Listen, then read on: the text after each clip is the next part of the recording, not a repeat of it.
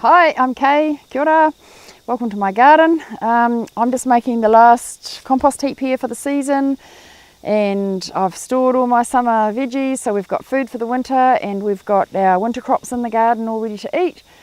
And I just would like to let you know that the main purpose of the Koanga Institute is to not only save the seeds but also to support you on your journey if you're a beginner gardener or you're wanting to learn how to grow nutrient dense food in a way that regenerates the earth. Then we have a lot of support for you. We've got a beginner gardener booklet, and we've got the Art of Composting booklet. We've got a garden planner, which is really amazing. We've got a Koanga garden guide. We have a monthly session on Facebook where you can ask questions and you can have them answered, and we do loads of workshops, and we are really especially there for all of you who are beginner gardeners who are looking how to learn to grow high quality food for your family in a way that takes care of the earth.